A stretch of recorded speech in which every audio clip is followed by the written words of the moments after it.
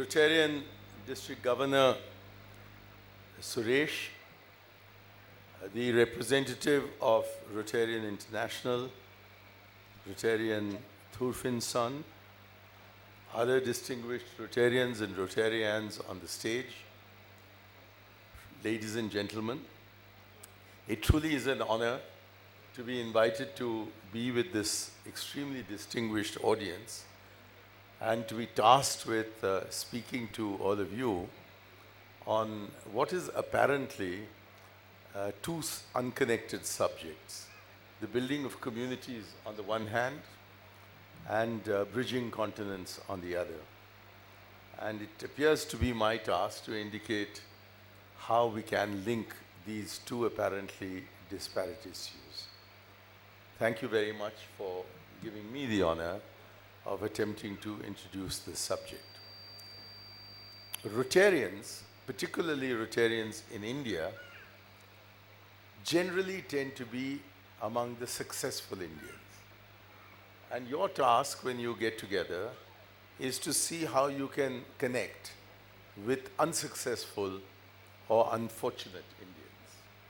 And the community that you build is between the haves and the have-nots.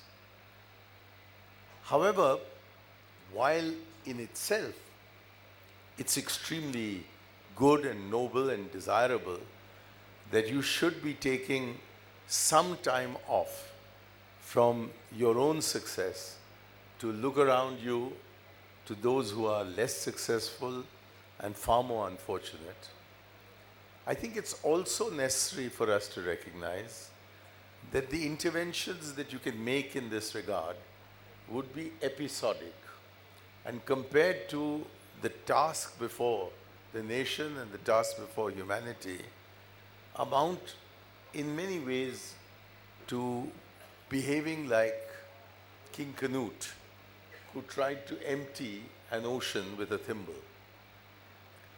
365 operations in 365 days saves 365 very, very precious lives.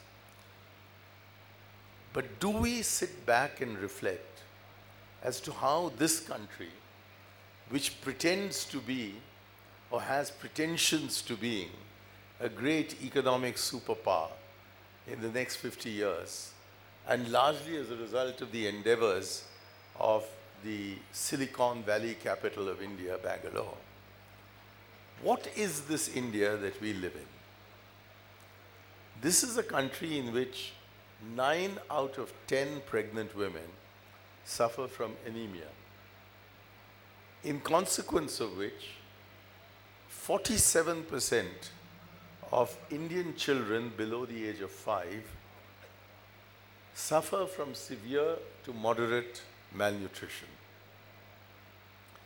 It is a country in which we have, for any large country, easily the highest infant mortality rates of any country in the world, and equally the highest maternal mortality rates. We are an economic superpower that adds more hungry millions to the population of the world than the rest of the world put together.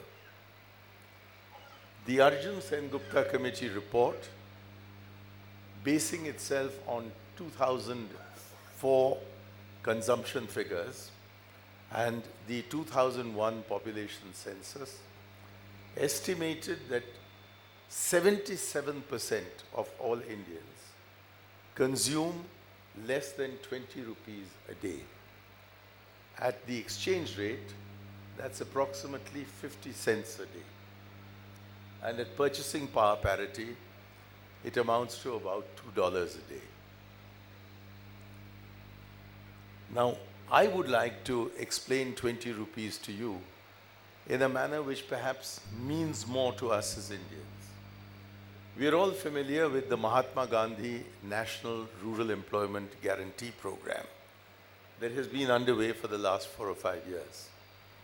Perhaps the most significant step that the Union government has taken with respect to this program in recent times has been to advise state governments that no less then 100 rupees a day should be paid to those who are employed under the National Rural Employment Guarantee Act. The quota, however, is that only one member of any household can receive employment on any given day. And assuming, and it's a rather modest assumption, that a rural Indian family comprises a mother, a father, and 3 children, in other words, a household of 5, a minimum wage of 100 rupees translates into 20 rupees per person per day.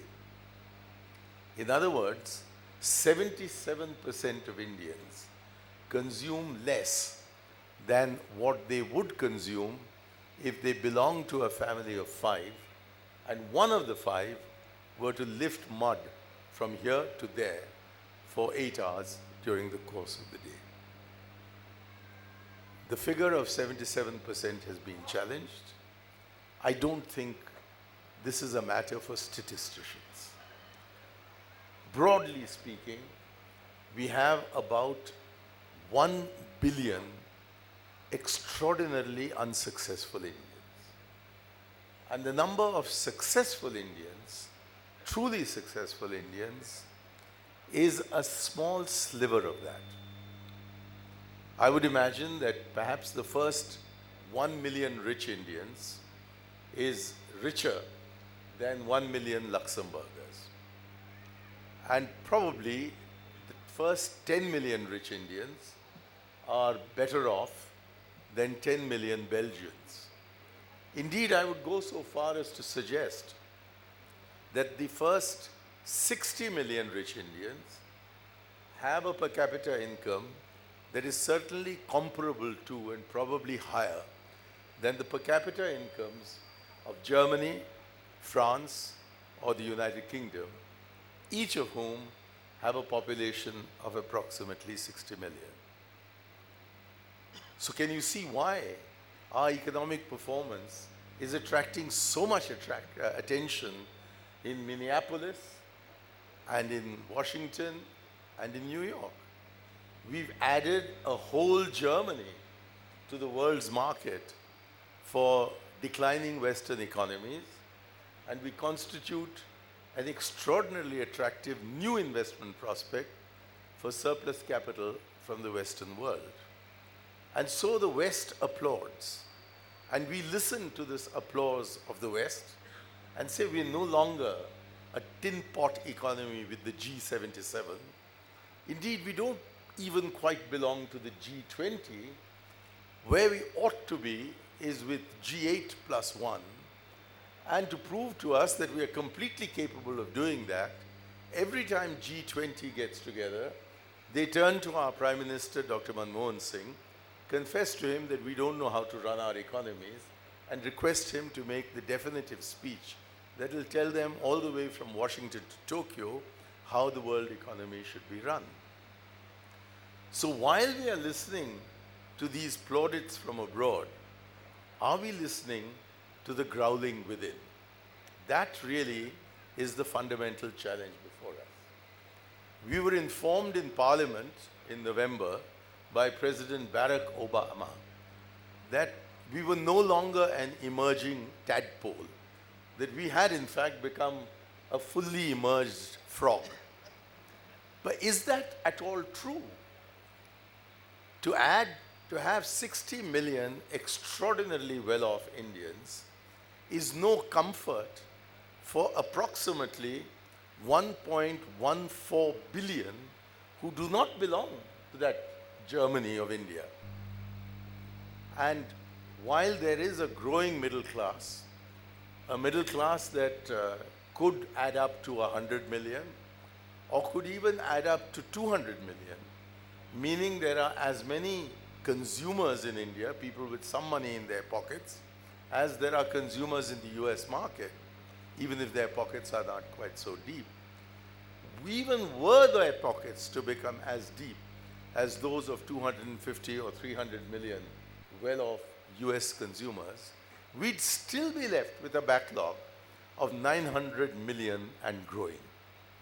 And the challenge before us in India And therefore the challenge before the Rotarians of India is, what are we to do systemically about these 900 million? For with all your efforts, you've succeeded in giving life to 365 children, and that too over an entire year. How many years, indeed how many eons would it take to reach out to those 900 million, probably nearer a billion, and probably much nearer 1.2 billion, who are desperately looking for your help? That is the systemic challenge. It can be met by individual effort. It's also more satisfying when it's met by individual effort, for you actually see the child with the hair lip that cannot smile, and then by closing the hair lip and watching that bewitching smile, you have the satisfaction that you've contributed to at least one person's happiness. And all those 60 million who are not members of the Rotary Club do not have even that satisfaction. And thus, there is a satisfaction not to be denigrated on the part of those who contribute their might. And do I mean M-I-G-H-T or do I mean M-I-T-E? At the end of the day, it's no more than M-I-T-E who contribute their might to the welfare or rescue of 1, 2, or possibly even 365 children. What we need is to do something more, which doesn't mean we shouldn't be doing this. We should, of course, be doing this. But in addition to that, what else can we do to A, build communities, and B, bridge continents? In order to build communities, we must go beyond merely building a community between the successful Indian and the unsuccessful Indian, and try to see what we can do about consolidating the community life of communities of unsuccessful Indians. And they're all around us. You only have to step out of this building into the Bangalore slums to see communities of unsuccessful Indians who need to be brought together to build themselves up. You only have to step out of Bangalore to run into literally hundreds of thousands of rural communities of unsuccessful Indians that need to be taught how to consolidate their identities and place themselves in a position where instead of having to depend upon the Rotary for minimum survival, they could perhaps contribute to the survival of Rotary. Can this be done? Yes, it can, if we begin to understand the importance of triple E in our democracy.